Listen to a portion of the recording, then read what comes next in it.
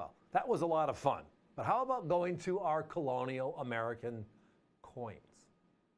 The largest coin in circulation at our colonial period after 1804 was the half dollar. And tonight, boy, do we have a selection after the last two shows.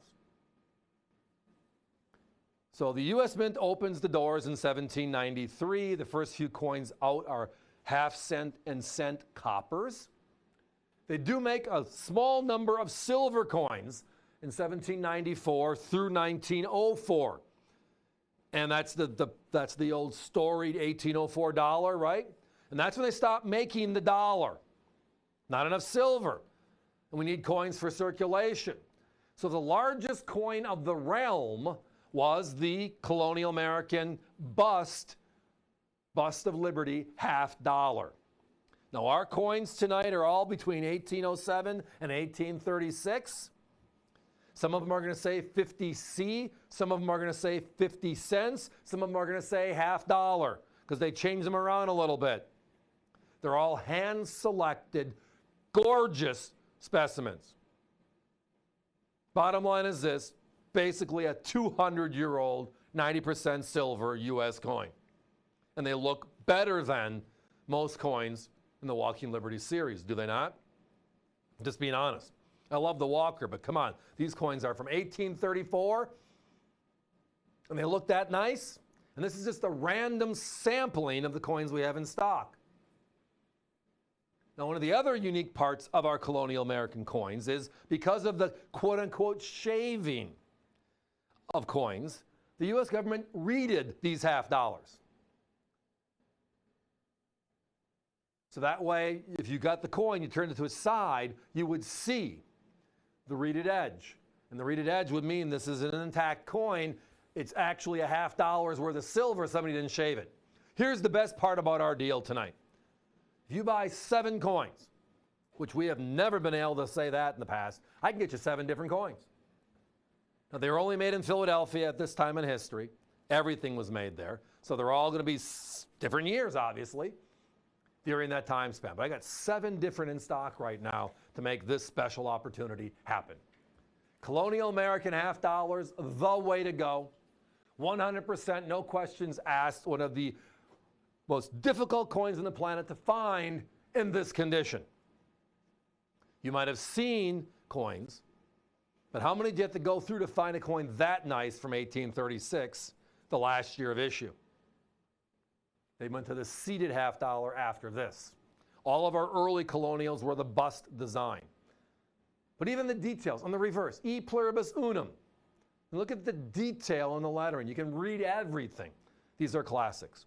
The competition, $2.25. They just raised their price. They used to be $1.99. We're holding the line, but we're opening up the spigot. We have more coins to offer, more different dates to offer. And they all are as homogeneous in look and feel as these beautiful coins you're looking at tonight. One's more beautiful than the next, and the first one was the one that you said, wow, I'm in. Early U.S. coinage. Now, just for kicks and giggles, what are some of the rarest Kennedy half dollars in the last decade? Right? Well, I can think of the 17 enhanced, right? Which came in the 225th anniversary set. That's a $75, $80 coin. 225,000 of them known, right? The 12S, which is a silver Kennedy out of the silver proof set, and they made 396,000 of those, and that's about $300 today. And tonight we have a colonial American U.S. Mint issue that's almost 200 years old. Many of them are over 200 years old, and they're $129.95. I mean, a brand new Silver Eagle. And I love the Silver Eagle program, and I love the proofs. I mean, you can see yourself. That's how beautiful they are.